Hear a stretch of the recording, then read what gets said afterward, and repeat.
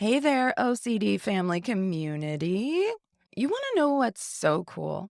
With only 4 episodes dropped, we're already reaching audiences in 6 different countries across 4 different continents.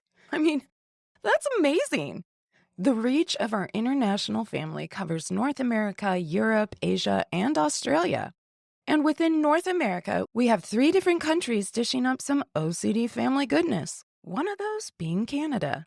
And I'm excited to shout out to my northern neighbors because we have a very special guest with us today, Jason Adams. And he is a great example of what I love about creating this community. OCD can make you, your loved one, your relationships feel so alone, but we're not alone. And there are people literally all around the world banding together and better together. So let's get into it because Jason and I really cover a lot of ground, and I can't wait for you to hear more.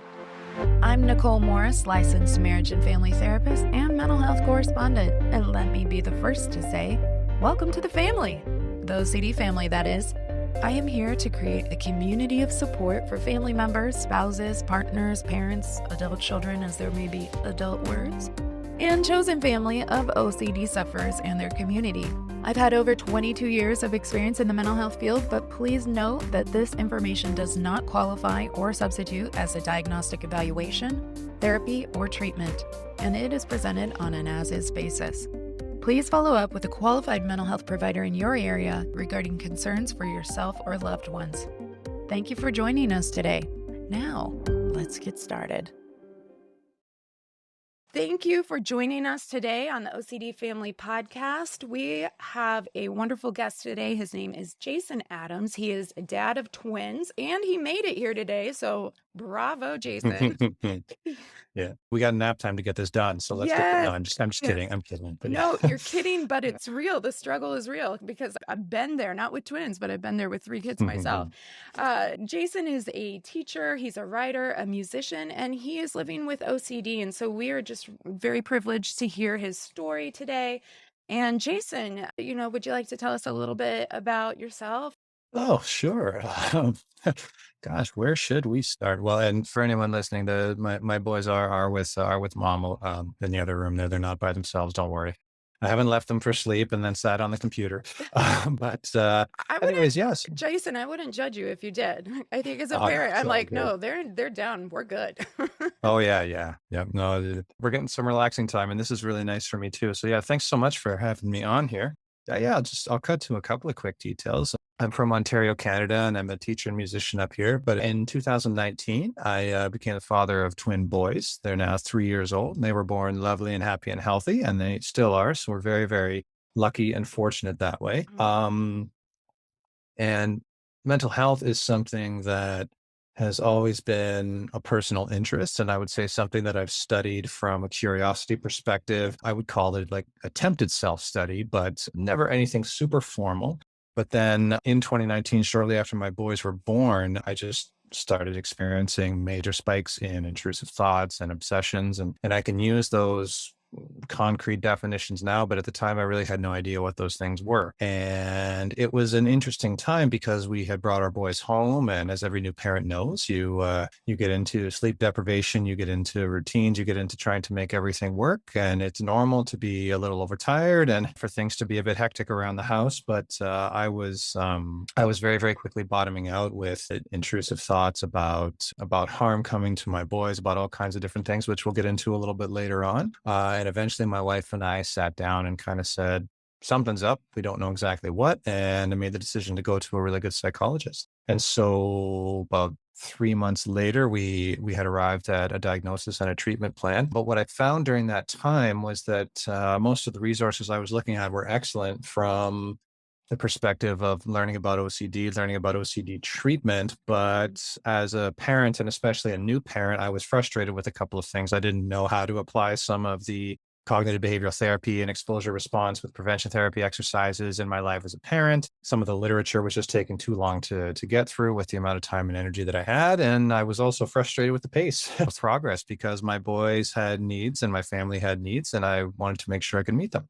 So eventually I decided to turn all those frustrations into a project of my own. And I wrote a book called OCDad, Learn to be a Parent with a Mental Health Disorder. And that's led to connecting with a lot of really fantastic mental health community members and a really good personal journey for me.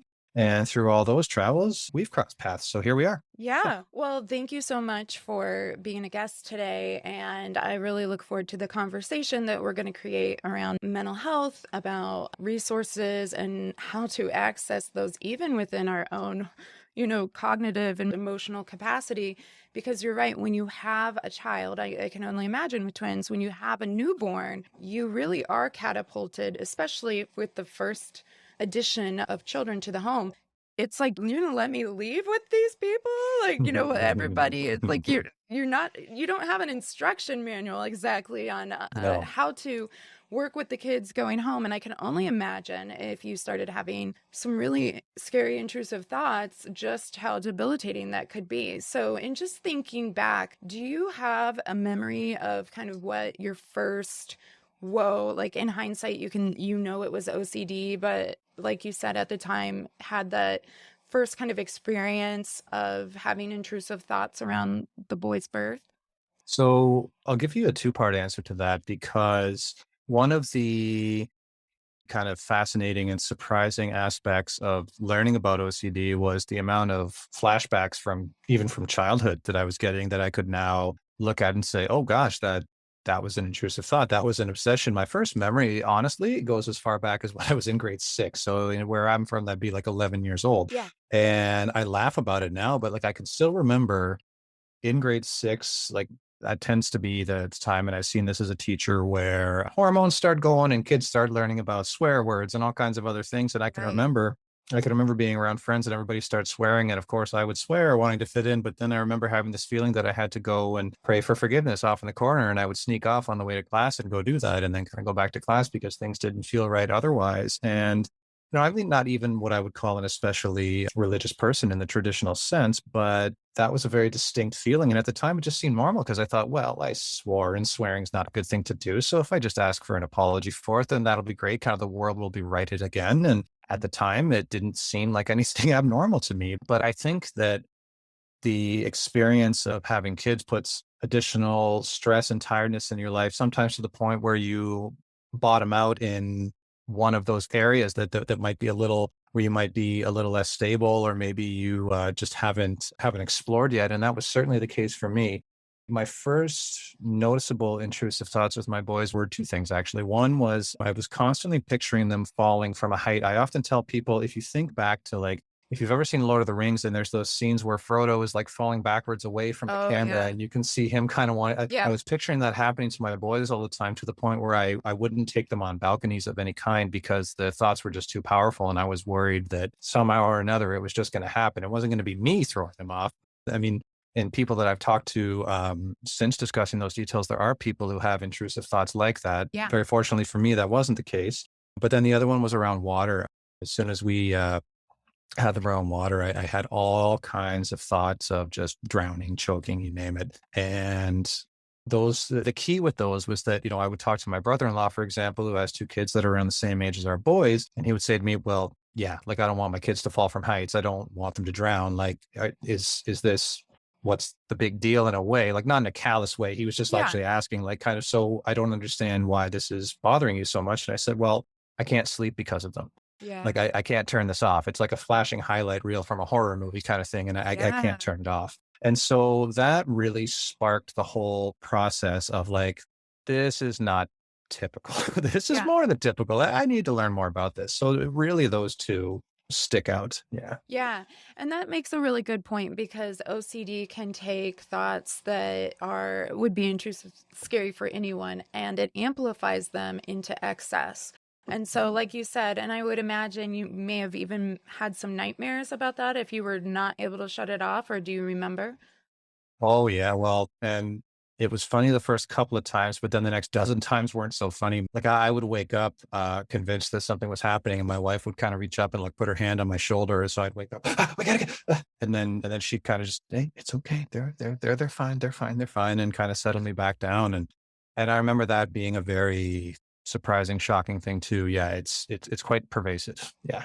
Yeah, absolutely. And you talk about, as a new parent, you're already experiencing some insomnia just with the new schedule and with two, because, you might get one down, the other one's get the other one settled, the other one may wake up. Mhm. Mhm. But adding on the intrusive thoughts and just how terrifying it is to imagine, not only just to imagine, but if you actually are seeing kind of that flash of your child being hurt, drowned, falling, that is absolutely terrifying. And so it makes sense. It makes a lot of sense that your nervous system was just on fire and already tired. Now you can't sleep because yeah, you're living in this constant fear of something happening to the most precious little, very dependent little humans possible. So that is definitely a very tough place to be. So you talked about it was about a 3-month journey into therapy of figuring out that this was OCD. What did that process look like for you? The way it started was there was an office near my home city Mhm. that I had heard of, actually just through a colleague, and I was able to get in there. And that's one thing. I mean, I'm very fortunate in the sense that my work does provide some benefits, and through working in the school system, I have some awareness of referrals and how those things work. And I always put that out there because there are lots of people who don't. And there's some information in my book, and I'll mention that later, Yeah. about just helping people figure out how to access some of that care because it can be a longer road and there are options that can be used in the meantime. So thankfully, I was able to get in, and I had the first session with Dr. Jones is his name. And the first session was actually quite direct. I just opened it right up about most of the intrusive thoughts I was having and just saying, I can't figure this out. This won't go away.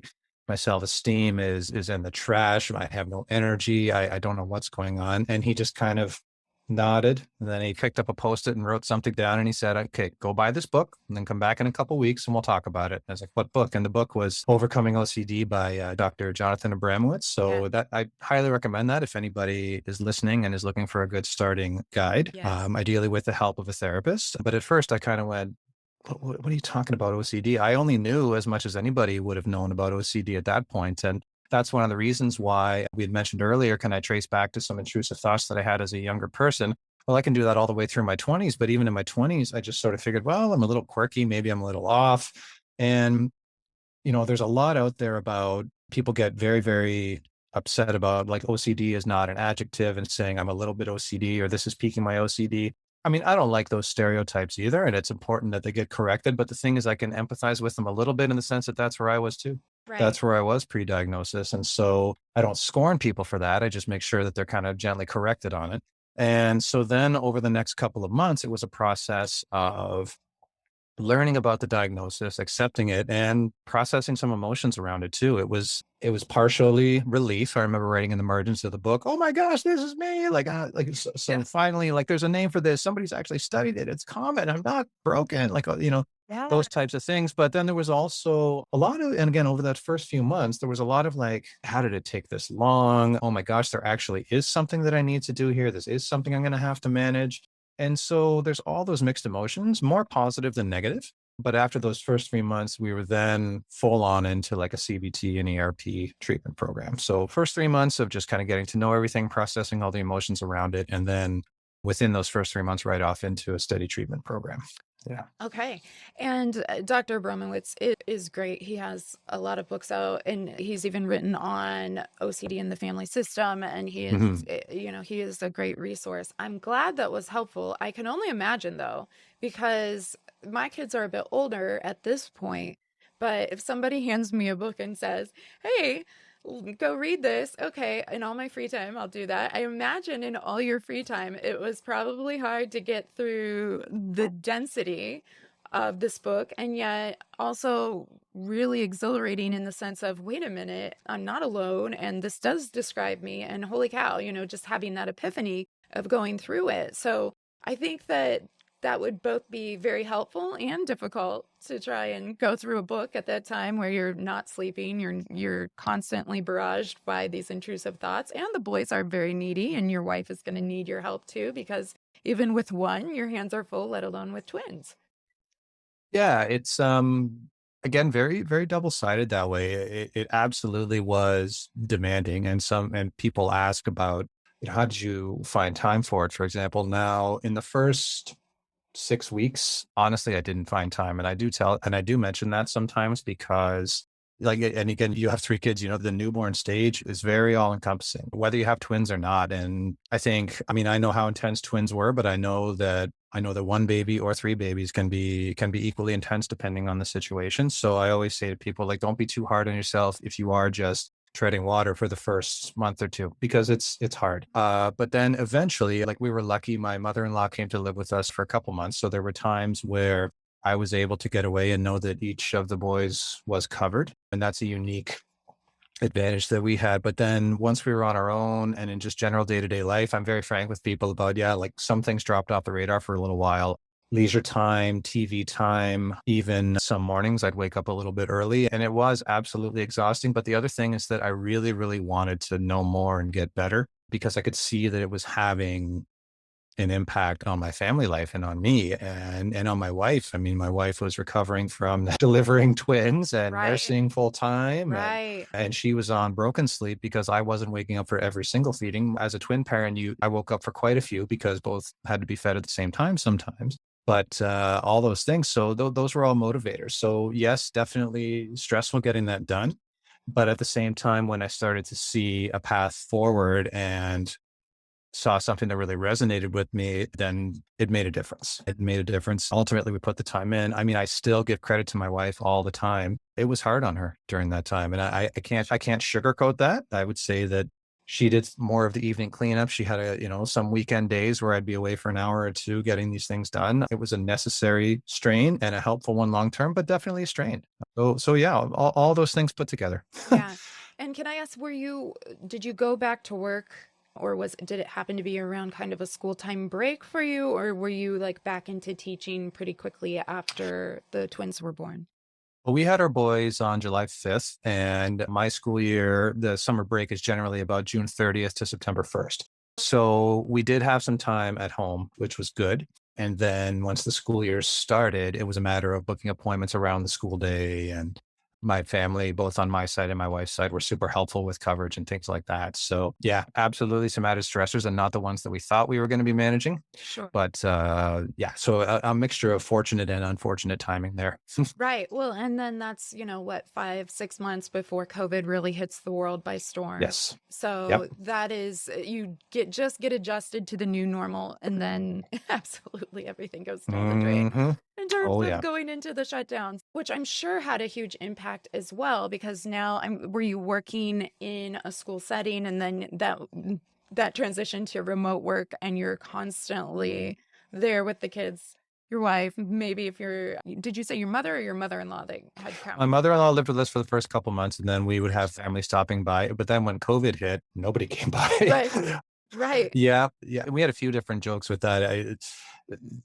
My wife would sometimes say, like, when I was home a lot, she'd say, "It's great that you're home." She said, "But just I have to explain things now."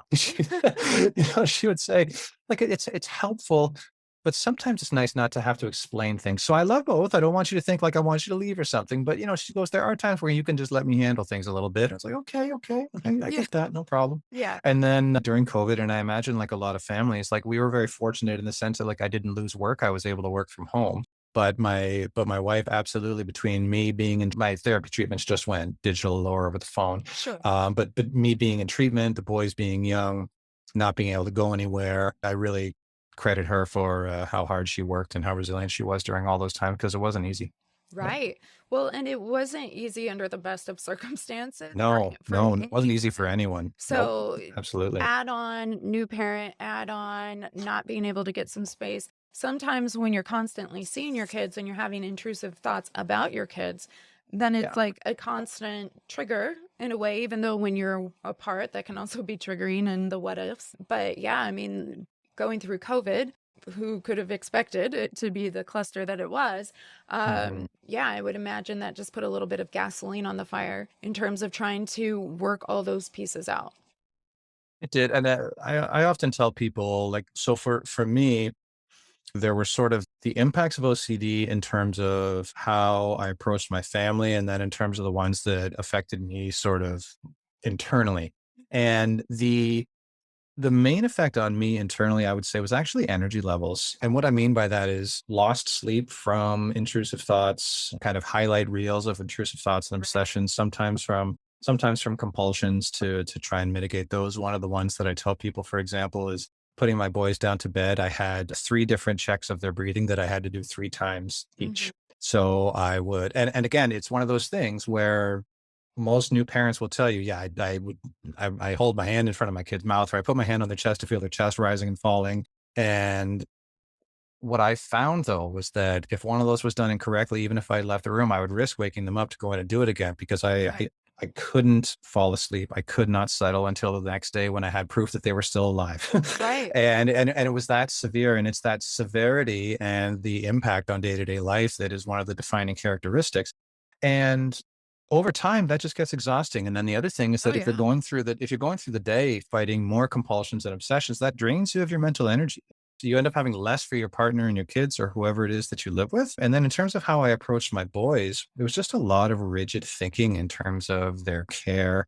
I didn't have any contamination obsessions about myself getting infected, but when we were changing diapers, if their hands flew down to the diapers at all, a lot of extra washing, Yeah. a lot of intrusive thoughts and obsessions around feeding. Again, I credit my wife. She weaned them on to solid foods and really coached me through that whole process. Same thing with the cry it out method. We did sleep train our boys because it's just they're twins and we needed them to be able to fall asleep on their own. And they did, thankfully. But that was another huge round of intrusive thoughts and compulsions. And again, my wife kind of sitting there dealing with me being irritable, being exhausted, dealing with all the check-ins to make sure that they weren't choking, dealing with me checking in with her. Did she wash them correctly? Another one that I had was with dressing them. Every time I went to pull, as they got a little older, when I went to pull a shirt over their head, I would picture their neck snap right down to like me having to explain to the police in the corner how I broke my child's neck, like completely accidental. But this, Right. for the longest time, I would have to put them in wraparound clothes, even if it was just a button collared shirt. And then the shirts that we did have them wear, I would stretch the necks a little bit. And my wife's the one who does the laundry and the shopping and all that. She was thrilled with that one, right? So it was a process of all that. And then certainly being at home and kind of in a self-contained model there didn't help. So that's where, again, the treatment and the actual therapeutic process in the midst of all that was really quite a saving grace. Yeah. Right. So let's talk about the treatment because Sure. the treatment is a hard pill to swallow for a lot of people. And if you have never experienced exposure and response prevention treatment, then it's going to sound pretty out there. It's going to feel pretty out there. And not everybody listening to this podcast is going to have had a personal experience with exposure and response prevention. I've done some explanations in prior podcasts about basically how we're trying to reduce and resist the compulsions, which if it were that easy, poof, there you go. Mm, Okay, I don't need yeah. to do things in sets of 3 and I don't have to do this for survival to maybe occur. But can you describe what your initial kind of experience of getting into ERP was like and CBT? Because I think that that perspective is probably one that a lot of people can relate to. I think it's really important that terms like this be both demystified and simplified. Like I encourage anyone who has the slightest bit of openness to it to engage with therapy. It's not sort of the mystical, magical, like Freudian reading your mind, type of thing that people say. It's a straightforward, practical exercise in figuring out what's going on in your mind, quantifying it to a certain extent, and then setting a plan based on whatever goals you have. It's an oversimplification to say that it's the same as personal training or financial planning or something like that. But the overarching concept of assess, plan, and then act is the same.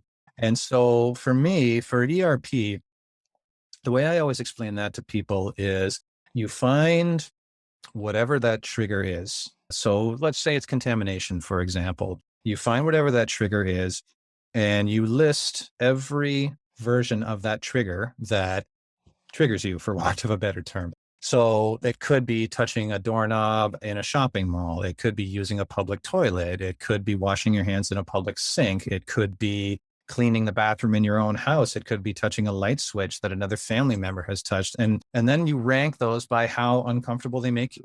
Mhm. So in my group therapy, we used a SUD scale, subjective units of discomfort. We rated it from 0 to 100, 100 being panic, heart rate is through the roof. I can't handle this. All the way down to a 10, which might be like, I don't like that, but whatever, I can deal with it. And you put them in order and you gradually expose yourself to each level from the bottom up until they become boring, familiar, maybe comfortable, but at least boring and familiar. And you work your way through it. Now, the upside to that is that in my experience, that process works. It's solid, it works, it has lasting changes. The downside is that it requires all the same things that you need to be a good parent. It requires time, Mhm. structure, energy, both physical and emotional. It can require money Yeah. and it requires consistency. So in my case, the one with my boys and heights, for example, a lot Mhm. of that was closely tied to my fear of heights. I have just a natural fear of heights. I always have OCD. Oftentimes intrusive thoughts are ego-dystonic, meaning they're a combination of they focus on like the things you love and the things you fear the most. I sometimes tell people is sometimes how that manifests. And so for me, I created a hierarchy of heights that I was comfortable exposing myself to. And then using CBT, cognitive behavioral therapy, I used probability charts and journaling to confront my fear of heights. So, for example, and I talk about this in my book, I used a probability chart to tackle my fear of my boys falling through climbers, just Mhm. park climbers near our house, the floor falling through, for example. And this cognitive behavioral therapy exercise essentially helps you articulate the thought, analyze it rationally, and then reevaluate thoughts. So what I did was I said, okay, what would have to happen for them to either fall off that climber or fall through it? And then what are the percentages of those things happening? Well, the metal floor would have to cave in. All right. Well, what are the odds of that happening? Pretty low.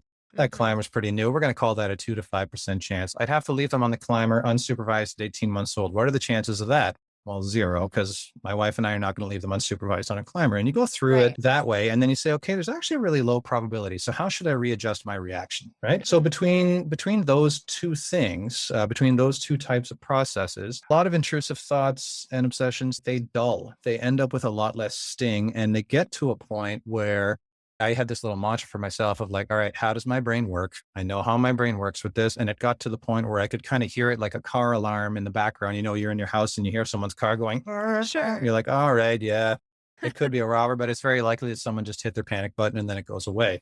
And that's what it brings it down to for me. So it takes a lot less energy to deal with it. And I recognize it for what it is. And there's space between the intrusive thought itself and my reaction to it. So that's really what ERP and CBT are for me. And that's also the end goal is that separation between there's what the thought is and then space. And then I choose my reaction to it rather than being completely bound to it. Does that make sense? That was a Yes. fair bit. Sorry. No, no, no, absolutely. It makes sense. And I think that I really like the analogy of the key fob going off if somebody accidentally hits that, because how often do you actually see somebody breaking into a car and you're like, Yeah. Yeah. but we learn to tune it out. We learn to say, oh, that's annoying. I hope whoever's car that is gets shut off. We learn to deal with it in that way. We don't have to engage, which beforehand, if you're having images of your children falling through a platform, if you're having images of their neck breaking, you're going to respond to that, right? Yes. Yeah. So it's quite remarkable to be able to go, okay, yeah, I know it's going on in the background, but I don't have to engage. And I think Yeah. that is a piece that people that have not gone through treatment and are just getting into the world of OCD and understanding OCD, it's hard for them to fathom it would ever be the key fob in the background. Yeah. It's so intense, it's so intrusive right now that to think that that could switch is, that's the hope. But at the same time, what if I'm broken? What if it doesn't happen for me? It can be a real, fear for people.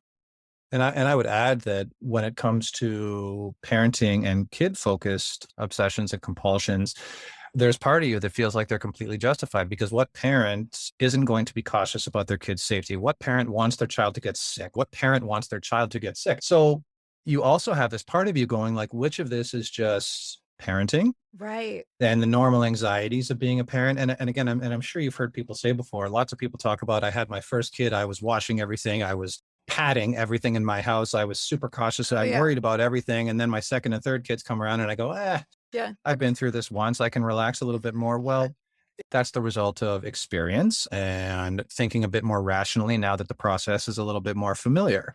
But what's important to understand about OCD is that the amygdala, like kind of the instinct protection center of the brain, is just firing so intensely that you don't settle. You don't calm those thoughts down. And I always tell people that the neuroscience of OCD, as I've come to experience it, is, say, for example, you spill raw chicken juice on your counter when you're making food. And there's a part of your brain, I forget the exact part, but there's a part of your brain that goes, oh, there's bacteria in that juice. That's a hazard. Hmm. Sends a message to the response part of your brain saying, let's go get the cleaner and clean that up. You go get the cleaner, you spray, you clean it up. And then the cycle goes back in reverse. Action done, threat gone, threat response center shuts down. Well, with OCD, it's one of those things where you go through all those steps and then you say, okay, the chicken juice is gone, the counter's safe, but then the message gets sent right back, Right. but there might be some left. And then you Right. say, well, there isn't. I just wiped it up, but there might be some left. Well, there isn't, but there might be, well, there isn't, right? Right. And that's really where that whole cycle can begin. And so with parenting,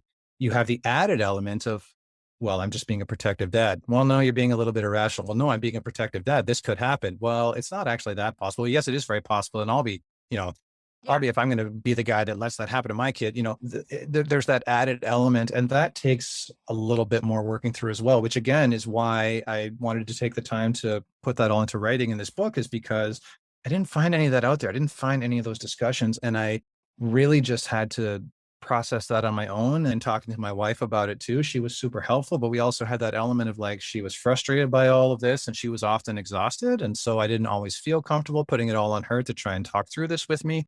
Family accommodation is a huge thing, like how much your family indulges in your symptoms or allows them. And there's a fine balance there. And my wife and I agreed very early on that this was my responsibility, and that's a healthy boundary to set.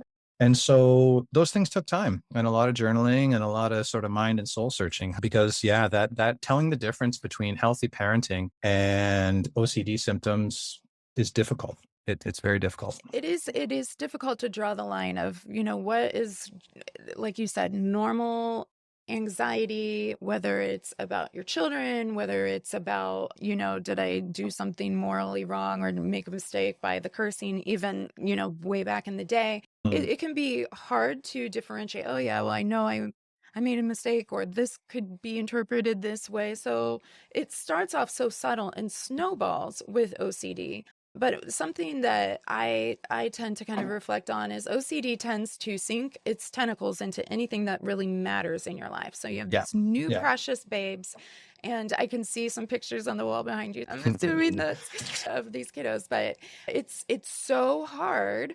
It is so hard to say, where is the line? Because you can talk to other parents and they're like, oh yeah, I've worried about that before, but I don't, it doesn't keep me up at night. And you're like, but it Mm. does. It does Yeah. keep me up at night. And I Yeah. think that's where where it's very helpful, especially if you are able to get into therapy and access therapy. And I realize that that's a privilege sometimes for people to even have access to that resource. In Canada, I know healthcare is readily more available, but again, depending on where you're at in the world, sometimes you won't necessarily have access to healthcare or can't afford healthcare, and that can be difficult.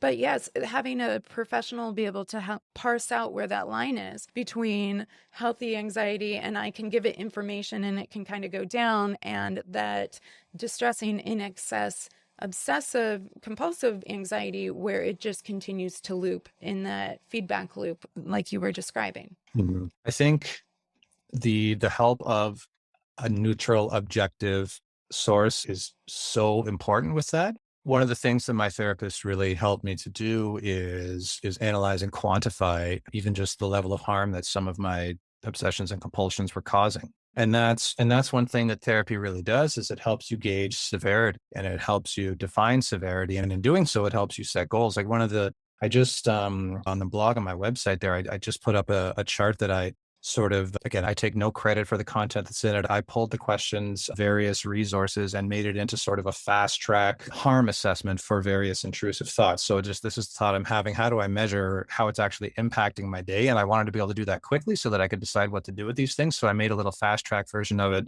for myself, and then just decided to kind of give it out there. It is in my book as well, along with a bunch of other things. But that was a process that I learned. And until then, I really thought it was my job to just kind of fight through these things, just tough them out. And, oh, well, this is going to be a tiring phase and all these other things. And It's definitely, I wish I knew then what I know now. Absolutely. And he was mentioning his website. It's the Yeah. So OCDad. the OCDad.ca, Dot THEOCDAD.ca. Yeah. .ca. And so definitely you can check that out. I'm also going to put a link to your website on this episode, ocdfamilypodcast.com. And so we can definitely link there as well. So, in talking about OCD, it's one thing getting into it. It's one thing kind of figuring out that family piece of how and when you're going to be able to have therapy, let alone do homework and be dad and be husband and be teacher and be, and be yourself. But also in terms of the stigma that can be carried with OCD or any mental illness, really. Can you talk a little bit about what that process was like for you? Because you did talk to your brother-in-law with kiddos the same age. You did talk to people. What was that like once you knew it was OCD and you started sharing that? Did you feel supported? Did you feel like, oh, now people are going to be kind of weird around me? Or, what was that like for you? Well, certainly my family were very supportive. The stigma piece, I felt it the strongest in two ways. One was when you open up about a mental health condition and you're a parent at the same time, you always have this fear of, is somebody going to take my kids away? Mm. Right. And I don't mean to say at all that people with mental health disorders can't be good parents and aren't good parents. That's not what I'm saying at all. I'm just saying that that fear is definitely there Right. because there are a lot of unknowns with it. And when you say mental health disorder, I don't think there are a ton of positive assumptions out there. I think our world is becoming a better place for that. I genuinely do. And I'm hopeful and optimistic about mental health awareness and mental health treatment. I do hope that that will become one of the silver linings of the pandemic, is that it might bring more awareness to that and maybe even make it more of a focus for public health. But that remains to be seen. But I felt that very, very strongly, even with my therapist. The first few times I described some of the obsessions and compulsions I had around my kids, I said, like, listen, are you going to call child services after this? Like, Right. and I'm kind of looking at him and he looked at me directly in the eye. He said, I'm not calling anyone. Said, I can tell how much you love your boys. Yes, you're struggling with this, but you're working through it. I'm not calling anyone. Okay. And I was like, okay, okay. But that's absolutely out there. And I would actually say that the antidote to it is actually to articulate exactly what's going on in your head in whatever place you feel comfortable, and then build from there. So if you can start off by journaling and rereading your thoughts, for example, you can start off by opening up to a family member or a friend, and then open up to a professional, and it can certainly help. That's one of the pieces about OCD that's really important for people to understand, is that there are people out there who have intrusive thoughts of harming their kids. There are people out there who have intrusive thoughts about, I wish I never became a parent, intrusive thoughts about running away, intrusive thoughts about cheating on their spouse. All these things related to family are out there. But one of Right. the things that you learn is that this crazy brain of ours processes 10,000 odd thoughts a day, and not all of them are nice, but that's just part of it. And that's really the difference in some ways between an OCD, a person with OCD, and a quote neurotypical person, is that lots of people have intrusive thoughts where it's like someone cuts in front of you with your car. Oh, I'd like to punch that person in the face Right. because maybe you're having a bad day. And then you say, yeah, I said that in frustration. I'm not going to get out and punch this person in the face, whatever. But then someone with OCD might, oh my God, I'm violent. I'm a sociopath. How could I possibly want to Right. punch this person? So those same thoughts come up with what your diagnosis means about you as a parent. And even as a teacher, it was something where, like, I work with kids all the time. Does this mean I'm not qualified anymore? And again, I would never treat anybody that way. I would never say that to anybody. I don't believe that about anybody, but the thoughts about yourself come up regardless, right? Yeah. Um, and then the second one is just that you feel a lot of stigma around being a provider, and about struggling at a time when you're supposed to be rock solid, and of putting strain on your family when it's really not supposed to be about you. It's supposed, for me, it was supposed to be about my wife and kids. And there were times where I had to take time and focus on myself for the greater good in the long term. And that's tough to resolve with it sometimes. It's important and it feels good to be progressing, but there's definitely some guilt and some shame around that. So yeah, those two things.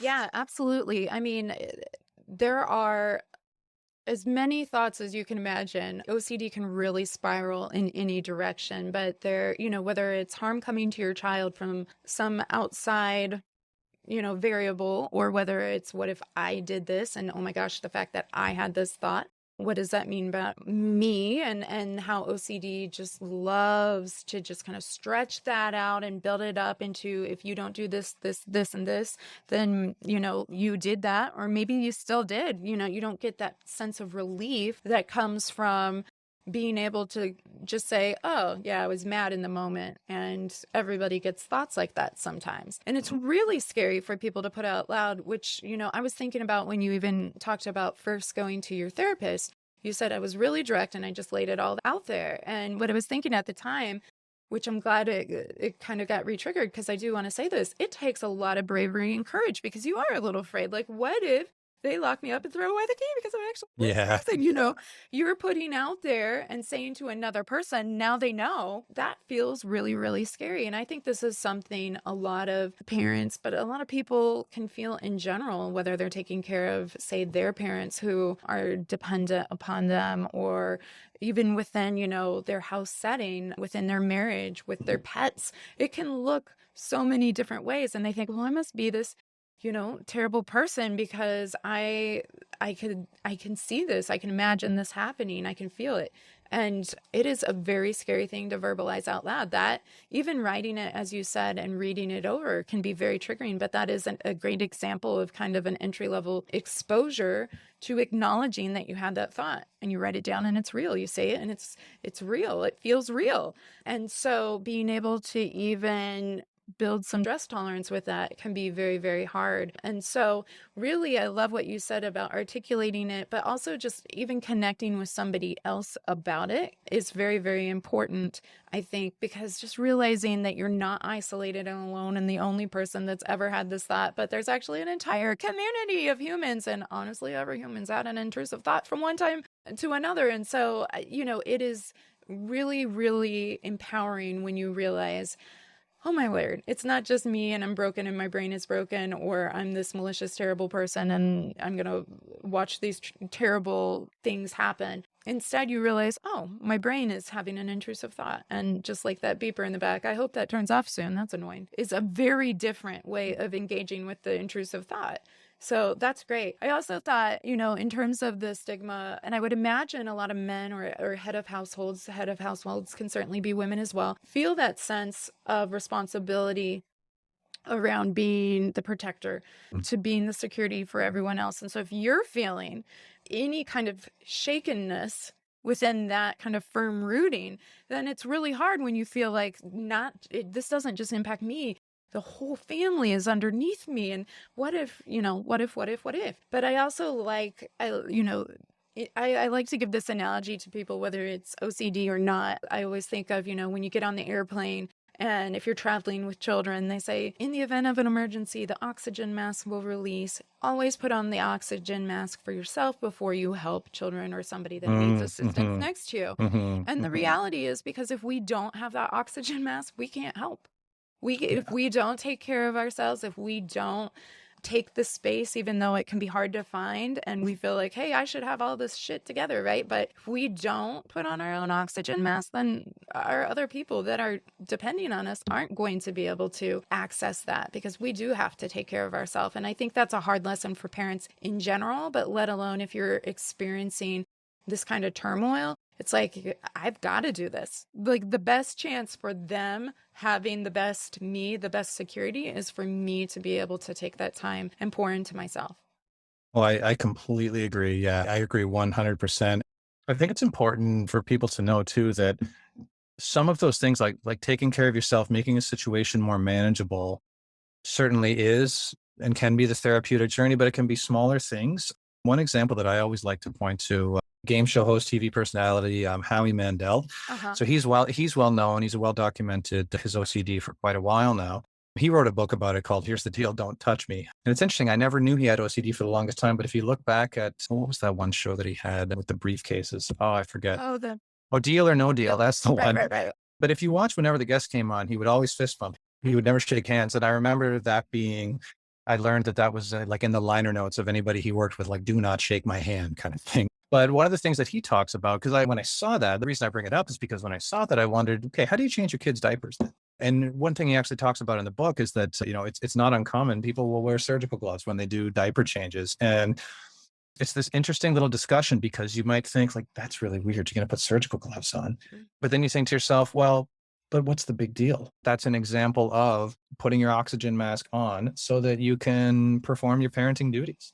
And it's like, well, the extra 5 seconds to put a set of gloves on, like it's completely off the beaten path as far as parenting techniques that I've heard of, but it makes sense and it harms no one. Like in terms of, you still get to do the diaper changes and it allows those situations to be functional while you continue on with the rest of your treatment. So absolutely. And that's one of the things that really pushed me through the whole process was knowing that I'm doing this, knowing that the goal is long-term health. And a huge motivator for the book was to one day be able to, once my boys are reading, is to say to them like, yep, this is what I did. Because another fear that a lot of parents with OCD have is, do my kids have OCD? Right. And I'm not a doctor. I don't know all the science and statistics on that. I do know there can be a genetic component. Certainly modeled behaviors can have some effect. Sometimes it's like that they develop some behaviors because of their parents and then some in spite of their parents, right? Which I think Right. is true for all of us. Yeah. But the way I feel about it now is that if that does come up, I feel like I have an awareness of what therapy looks like, what it's like to go through a mental health diagnosis, to confront that process, what you need, what you don't need, and how to help. And so that's comforting, and that's definitely one of the long-term benefits of taking time to really engage with therapy and not think too rigidly about how I needed to handle that struggle because, as I said, getting some alternative perspectives from family and from a neutral objective perspective really brought me around to all those things that we just discussed in terms of long-term benefits and helping yourself. So yeah, totally get where you're coming from there. Yeah. And you know what, Jason, it's interesting because I think that OCD, I know that OCD is way underdiagnosed. And I think Mm, it's a lot more prevalent than people realize.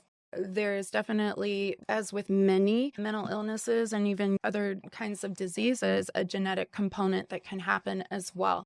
But it's very, very interesting. And I think similar to you kind of looking back in hindsight and going, that thing about me needing to pray or confess or whatnot about saying a curse word actually was OCD. It's like, well, how many people can relate to that? And will your child have OCD or not? But I think one of the things I think is really cool about people that are able to A, learn that they have OCD, and B, work through their own journey on how to be able to live their life in reflection of the OCD, not despite it, is really important. I think it's a huge benefit. And I always tell my OCD clients this: you're going to be able to learn to sit with uncertainty in a world that does not do well with that. yeah, Nobody does well with that. How many times have you heard somebody say, even if it's bad news, if I just know what's going to happen, I'll be fine? yeah, But yeah, when can we really say, I mean, do we have like that good of a magic 8 ball here that we could say like, oh yeah, this is how it's going to turn out. I know it. And we take for granted so many uncertainties, but OCD tells us in the brain, it says, but no, this bad thing will happen if you don't do this. And even then it might have happened. In fact, you maybe already did it. And so that is excruciating. But when you get to the point where you can realize whether it's one of your regular intrusive thoughts or it's something that really kind of extinguishes as you get into the practice. Some of it becomes like the beeper in background. Some of it is like, oh yeah, I forgot I used to struggle with that. Yeah, yeah. it can be pretty powerful. But when you get to a place where you're empowered to go, I can live with the uncertainty, I think you have the advantage. I think in this world, people suffer a lot without having some kind of controlled, perceived sense of this is how this is going to turn out. Okay. So I think it's a gift in the end as you learn to really be able to hold that uncertainty. I think people with OCD have an advantage in that. I think so. And I think even just learning the different types of uncertainty that you feel, I distinctly remember a part of my early therapy journey was there's almost this identity crisis is too much hyperbole. It's not as if you're questioning the very foundations of yourself, but it's more I've always felt that things are going to happen a certain way, or I've always trusted a certain amount of red flags and caution kind of just within my system here. So if I'm finding out that so much of this was actually like maladaptive symptoms, what does that mean for like who I am? If I'm not that person, like who am I going to be? And if I can't trust my gut, in other words, is addressing all this, is becoming comfortable with uncertainty going to lead to more uncertainty in my life? Am I going to become less sure of myself by learning more about myself? Right? Am I going to Right. become more confused about who I am by learning about who I am? There's this paradox that you're wrestling with. And I think that one of the things that I really like about it is like, well, it's actually, you're not questioning your whole gut. It's not your gut a lot of the time. It's intrusive thoughts that feel so powerful that they feel like your gut. Right. And that process of journaling and studying your thoughts that CBT and ARP really help with, that whole process really, really helps with that. And it also, even that probability chart that I mentioned before, it just helps to give you a more realistic perspective about, like, you're absolutely right. The world is not a 100% safe place, never has been, never will be. But what I've learned, for example, is that there is a difference between possibility of risk and certainty of harm or hazard. And one of the things I talk about in my book is like the difference between hazard and risk. So I use rock climbers as an example. The height of a rock wall is a hazard. And with no ropes and no helmet, it's a huge risk. But with ropes, a guide, and a helmet, the risk level goes down and the hazard level goes down. And those are the things that intrusive thoughts and rigid anxious thinking won't let you see. Even in terms of being able to study them, I talk a lot about imaginal exposures, for example. So with contamination in my boys, like I had lots of intrusive thoughts about them getting sick. If they picked up something from the floor, I thought they were going to have hepatitis B, right? Or Right. hepatitis A rather. And I remember reading about an exposure ladder going, well, I'm not going to expose them to gradually more harmful contaminants just so that I can calm myself down. But with an imaginal exposure, what you do is you take those scenarios and you write them out and you write them out and you write them out and you reread them and you gradually expose yourself to them. And then you start to see either A, they become familiar and boring, or B, you start to develop a more realistic perspective on them as you actually think about your own thoughts. And again, there's that separation between the reaction and the thought that you have about it. So yeah, Yeah. totally see what you mean.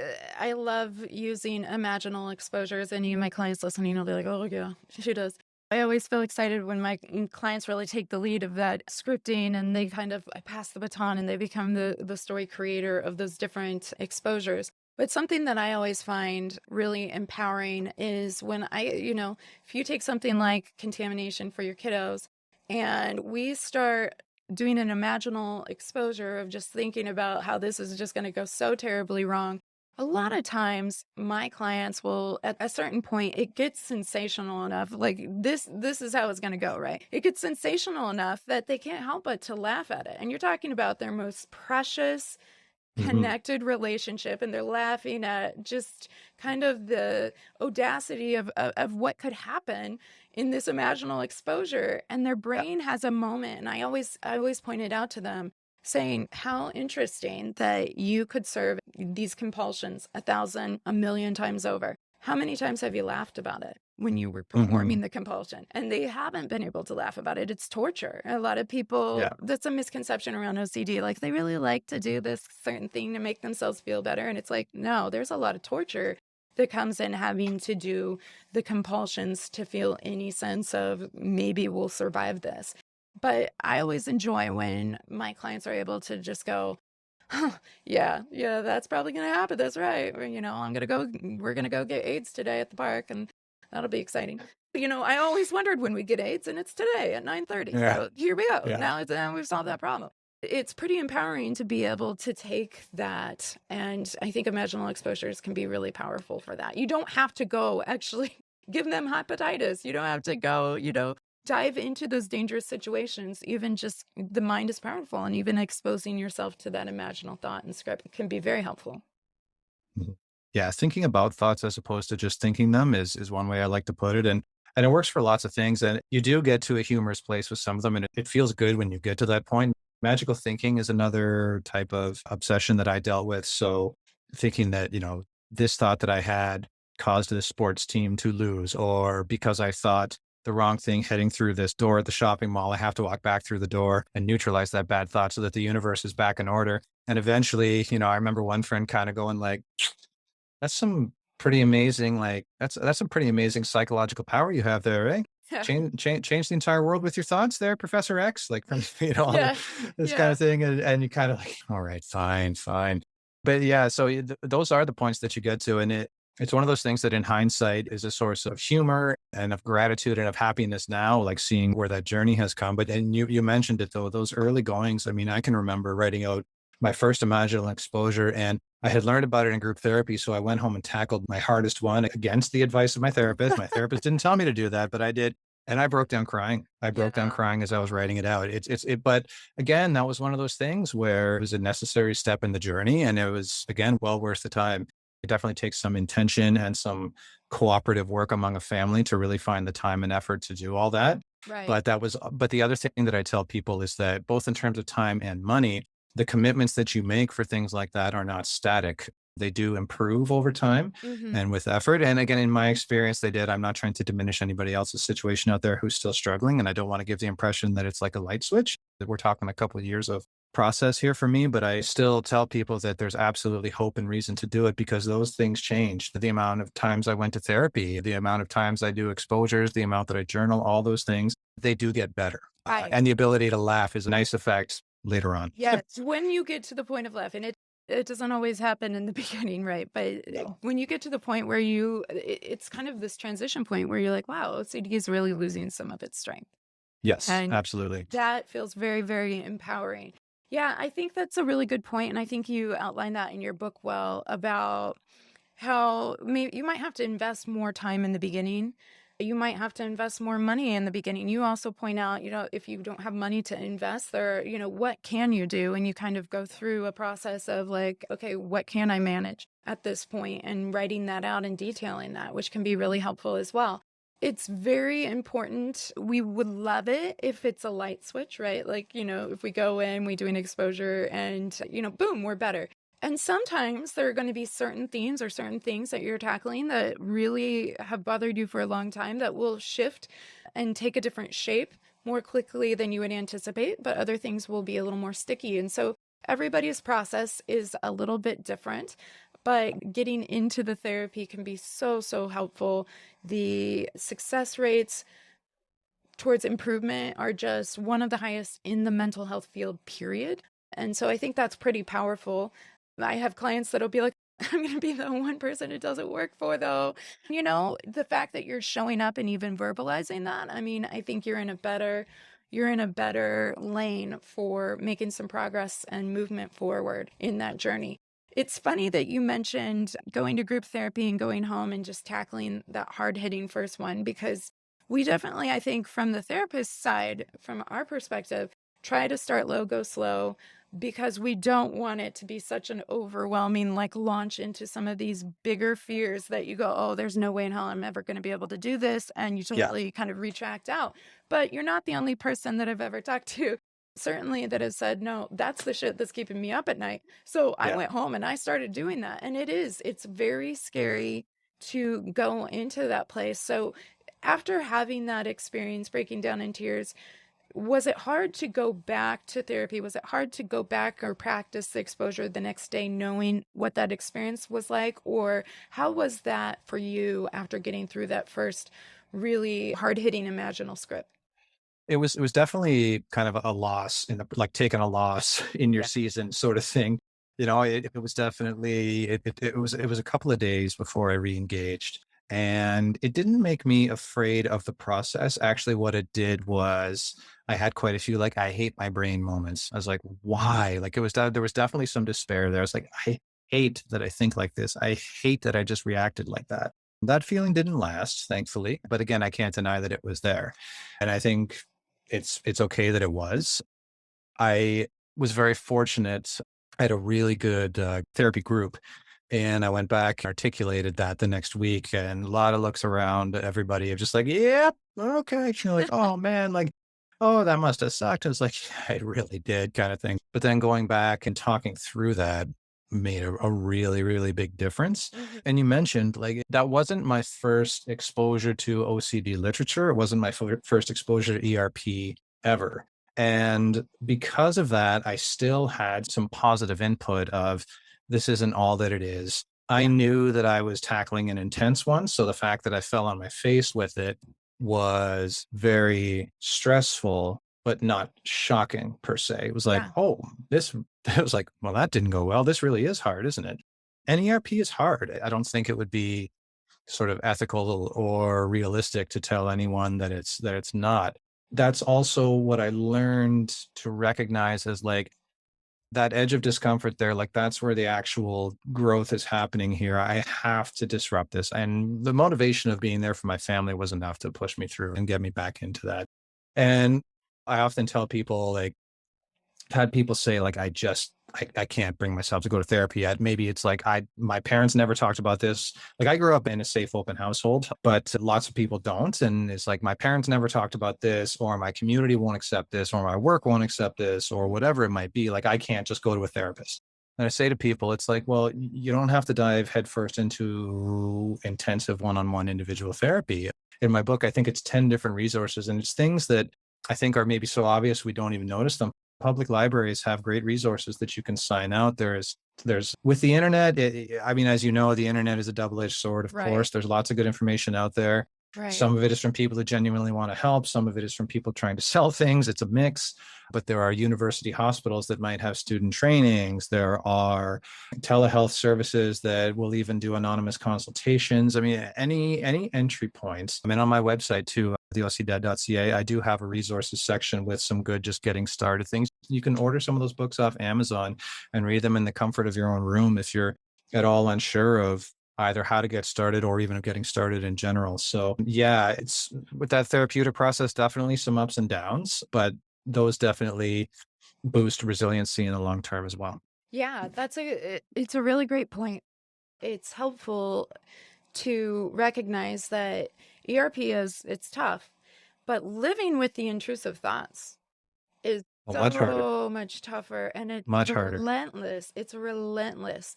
And so, well, it's definitely not a softball, the ERP. The freedom, the weight that it can lift off of your chest, realizing, oh, these things aren't all on my shoulders. These were just thoughts, and I don't have to prove or Yeah. disprove them. I can just be aware that they happened. Yeah, that's such an important distinction. And I remember thinking at one point, like, I was just so sick of things being the same too. I was so sick of the same anxieties and the same frustrations and seeing the same effects on my family. And my eventual thought was, all right, if I don't do this, I know what's going to happen. At least engage with this process, even a little bit. At least something new is going to happen. Even if I discover one technique that doesn't work, I've at least then discovered something that doesn't work, and I can cross that off the list of things that I was going to try. Like at least something new is going to happen. If I don't do this, the same thing is for sure going to happen.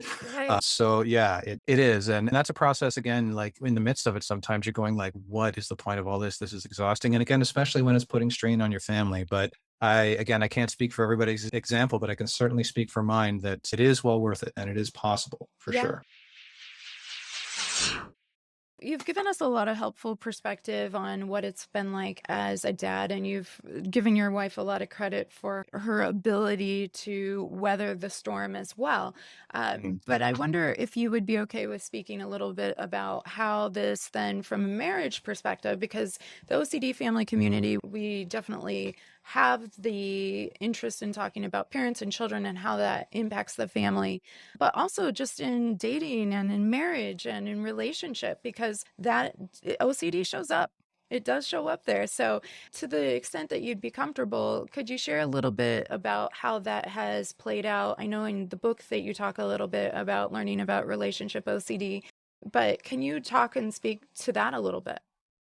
Sure. Well, and you mentioned relationship OCD. It's one of those terms. Like, and again, I don't know how present it is, and like, I don't know how present it is in scientific literature, but I do know that family relations and marital relations are a huge part of OCD treatment and of just the whole OCD landscape. And it's one of those sort of subcategories of OCD, one of those areas that OCD affects that I didn't know even until I actually, in my therapy group, there was a wonderful lady in the group, one of the clients, she was in her 50s, and she was talking about how it had affected her marriage over a long term with her husband.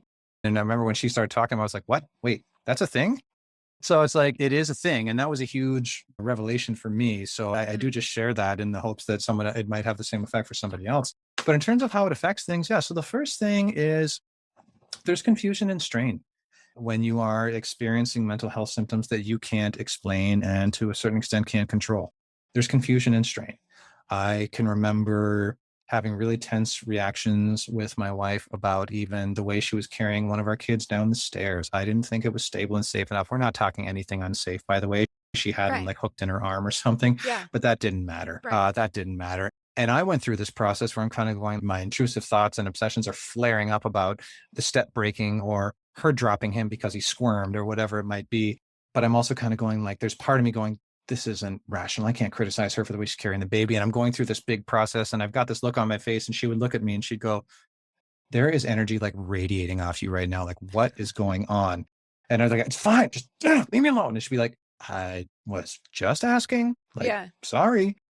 So there are things like that where you are battling with what to react to and how to communicate it. And then you are trying to rationalize how fair is it to ask somebody to adjust to these things. So even with feeding and sleep training, there are some, you have discussions about what could happen, what won't happen. You have discussions about how much reassurance you can ask for when it comes to your obsessions and compulsions. And the eventual rule that we came around to was I'm allowed to check in once and that's it. We're not going to have different rules when we go out into public places, for example, around touching things. It's like you're going to be in a toy store, they're going to grab a toy that 100 other kids have grabbed at some point. Like Mhm. they're going to do that with you and they're going to do that with me. Like that's going to be what it is. But it's a journey to really hash out those conversations. And it's kind of hard to know what you need to discuss until it becomes a problem. So I didn't sit there and say, hey, so let's discuss how we're going to act when we go to grocery stores. Let's discuss what we're going to do when I have an obsession about something they just picked up from the floor. Those things really came out over time. And the odd time, it would be a more explosive reaction. We were playing at the park when the boys were maybe 15 months old. And most parents of 15 months old will remember the joyous stage of kids putting everything Everything. in their Yeah. mouth. Yep. Oh my gosh, everything. And so we have a lot of oak trees in the park near my house, and the acorns fell and they were picking them up and putting them in their mouth. So I'm getting all kinds of thoughts about choking and disease and all this. And so I'm with one of my sons, my wife's with the other one. He picks up an acorn, get him, put that, put it down, put it down, put it down. And she's looking at me going, I got him.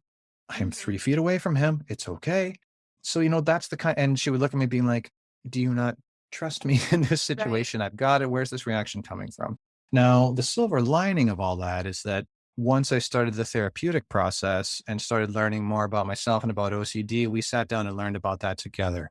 And again, you talk about things you can laugh about. My wife would just smack her forehead and say, like, this explains so much about you. Oh my gosh, kind of thing. And then what that also helped with was deciding, okay, if we know where this is coming from and we understand its nature, how are we then going to react to it together? How are we going to set limitations on it? And then whose responsibility is the therapy, which of course it was mine. And then the last thing I would say that we had to talk very intentionally about was how we were going to allocate time and money. Mhm. Because even with my job benefits, therapy costs money. It just does. I look at it as a long term investment because it affects your ability to go to work. It affects your ability to have a sound thought process when you're financial planning, all those kinds of things. So the money you spend now versus later, maybe you're not going to go on a vacation this year. Maybe you're going to not buy as many treats for yourself or whatever else it might be. If it's at all possible, I encourage people to plan intentionally for that and talk intentionally about it and see it as an investment. Again, I'm in a job that has a stable income and it's a good income. So I don't mean to talk over anybody's situations where they may be struggling financially. I'm just trying to speak to my experience and maybe have that be a prompt for other people. But we had to talk very intentionally about where all that was going to go and what we were going to do with it. And thankfully, those discussions, we were very much on the same page. And then in terms of the time, it was one of those things of like, look, the boys are down, I'll do the dishes. You go do an hour of ERP and CBT exercises. And she did those things. I think looking back, though, we would both say that there was some additional strain that came with that came with those extra household responsibilities and even just the time not spent together. Definitely worth it short term, long term, but I can't deny that that was a stressful period. Right. And you think about, as parents, especially in those younger, earlier days, when the kid naps, either you want to nap or you want to rest because you're Yep. giving so much of yourself. And so saying, I'm going to do chores and you're going to do your own chores through the therapy, it's hard because you're in survival mode, really. Yes. But when you look at it, you have to kind of do a cost benefit analysis and you're like, I'm in survival mode, but am I going to make any movement on these thoughts because I'm like constantly fighting this kind of fatalistic thought that this is going to be it. So Yep. it's really, really hard. There's absolutely no denying that it's hard. And having some looking at the practicalities of how you implement or even practice some of the ERP homework, whether the kids are sleeping or not, or they go through a growth spurt and now they're not sleeping, or they just, Yeah.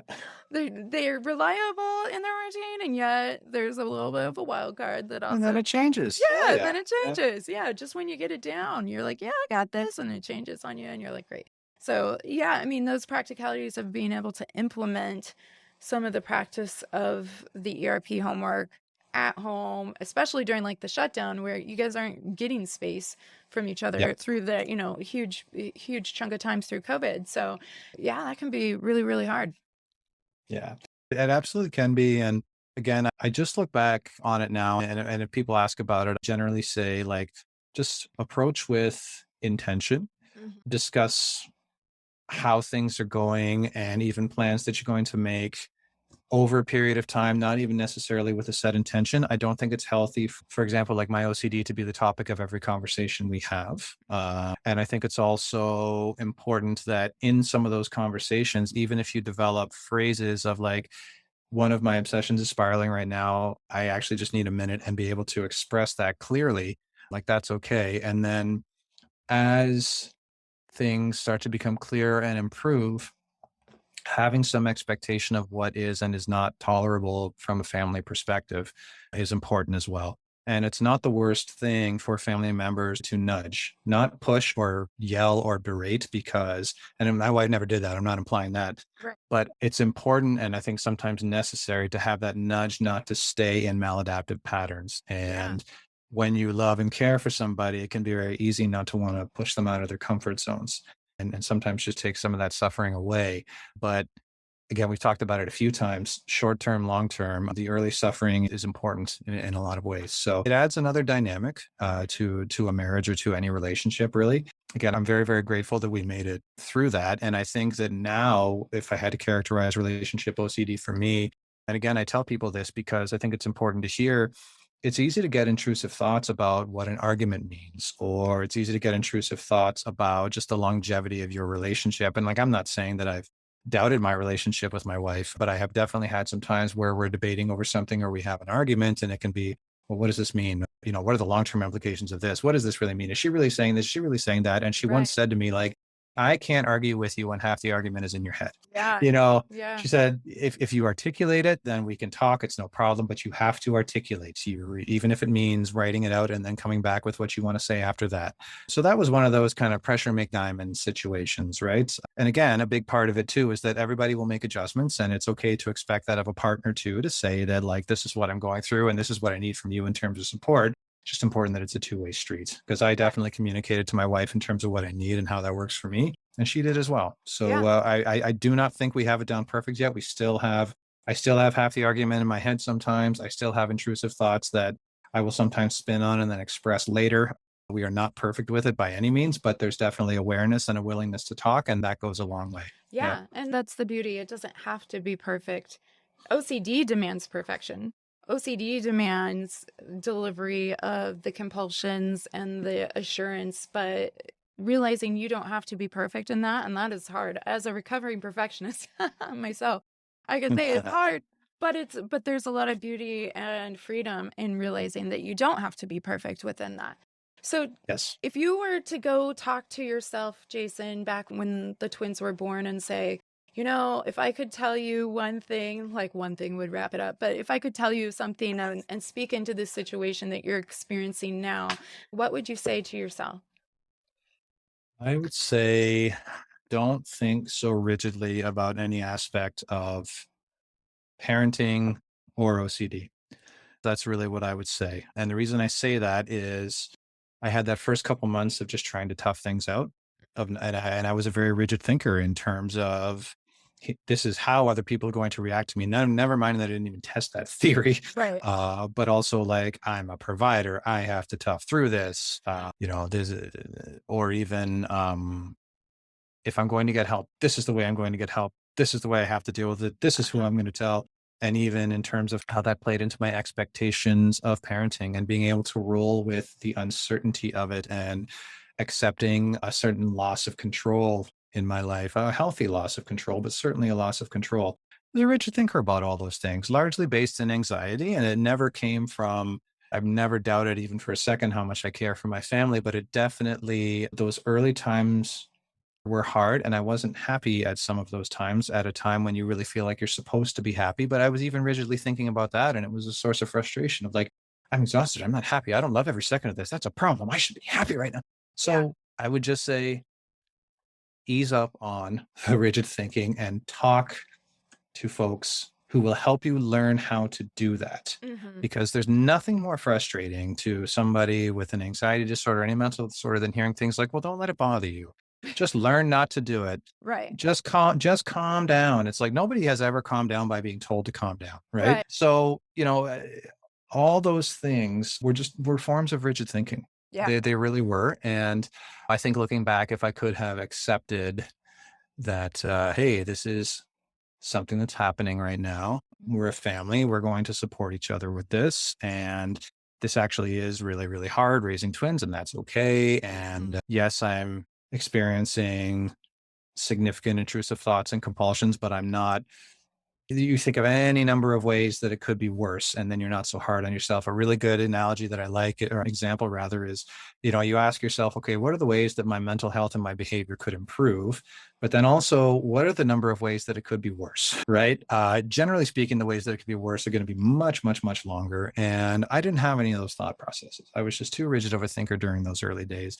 And so that would by far be my biggest piece of advice, but just making sure that you talk to somebody who can really show you how to do that, because I don't think personally that it is natural and innate. If you have had undiagnosed symptoms your whole life, it's okay to be explicitly taught those things. Again, thinking flexibly, right? Right. So that's my biggest piece of advice by far. Yeah. And, a note I have here from just going through your book, you had talked about, there are some aspects of OCD that help make you successful in what you do. And you think, if I'm changing the way I think about things, am I going to still be able to be successful? But one of the takeaways I got from when you were writing about that is you mentioned actually OCD makes you more rigid in all other areas of your life.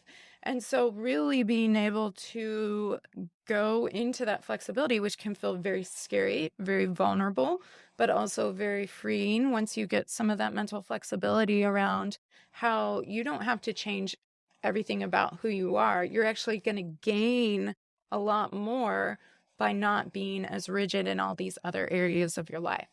Yeah. The model that my therapist and I always worked on was called harm reduction, Hmm. right? So it's not a complete black and white mitigation of all symptoms. It's understanding what they are, where they come up, and then reducing the harm that they cause, often to very minimal levels. And that's really a really important distinction to make, because it can give people, I think, distorted perceptions of what Hmm. mental health looks like.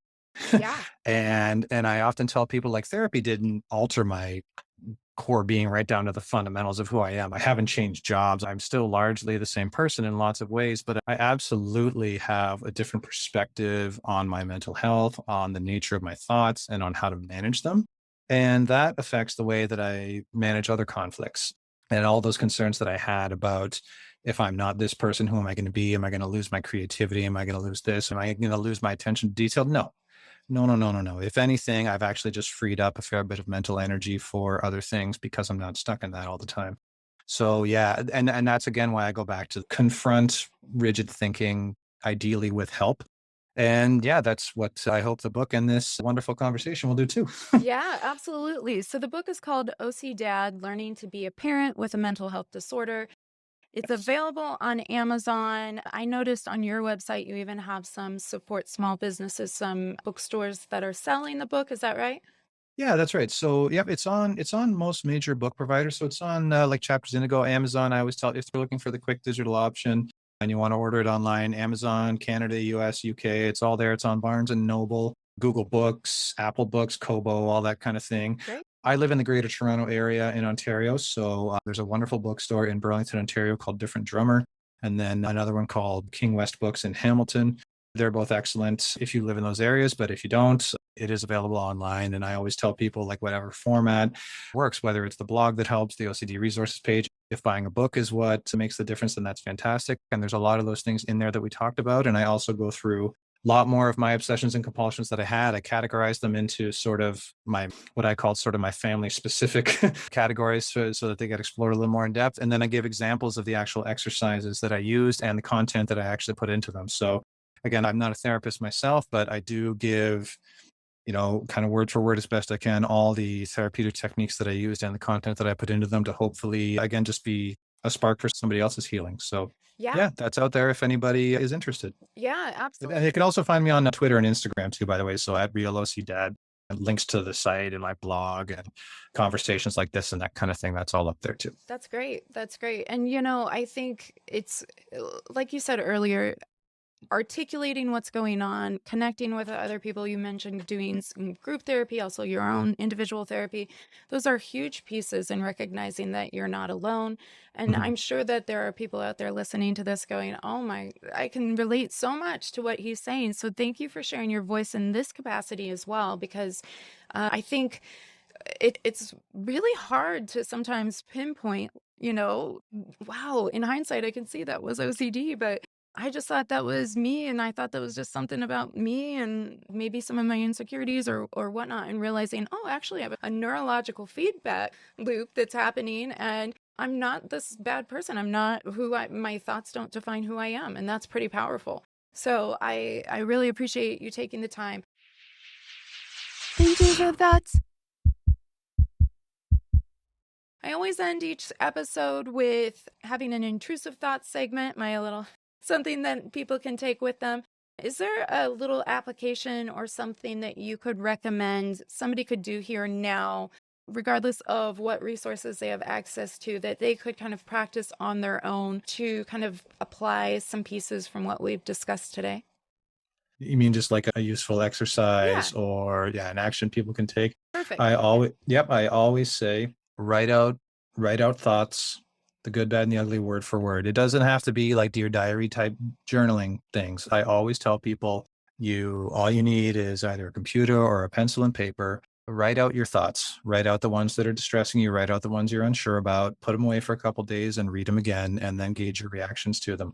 I can't speak highly enough of that process. You can start off with easy thoughts, or you could get right into some of those distressing thoughts, but get them onto paper and give yourself the opportunity to think about your thoughts as opposed to just thinking them. Yeah. There is a difference there, and I think that separation is huge. That would be mine. Yeah, and I think it can be cathartic too, just to get it out. It can be scary, but it can also feel like, just get it out there, get it down on paper. Yeah. Even people with smartphones now, you have a notes app, you can dictate to that. Mhm. If you're like, I don't know if I can get through that, there's so many different ways and mediums to be able to do that. So I think that's definitely a great piece that people can use, and they can use their own kind of SUD scale, whether it's 1 to 10, 1 to 100, and say like, how intense is this for me? Or is this kind of like a little baby thing in the scale? So yeah, I think Mhm. that's a really great piece. Well, Jason, this has been fabulous. Thank you so much for taking the time for nap time, you guys. We know as parents how precious nap time is. So thank you for sharing nap time with us. And I know that, so many people are going to be helped by just hearing your perspective on this. Again, OCDad, Learning to Be a Parent with a Mental Health Disorder, is available. You can get it, and on Twitter and on Instagram, you can check out Jason. And so thank you so much for taking the time, Jason. I really appreciate it. Thanks so much. It's been a wonderful conversation. Really grateful for it. Thank you. Yeah, absolutely. Wow, what a privilege it is to hear these stories of courage. And hey, as I told Jason in preparation for this interview, as a therapist, I hear many, many OCD stories. But the sacredness and vulnerability of writing about or speaking out loud the stories OCD wants people to believe is not lost on me. It's hard. And I found Jason's book a really compelling and helpful read that outlined a common sense, relatable approach to diagnosis, treatment, and recovery. It's a resource that I know I'll recommend to others, and I encourage you to check it out too. So check out Jason's website, look for his book on Amazon, Barnes and Nobles, you name it. He named it.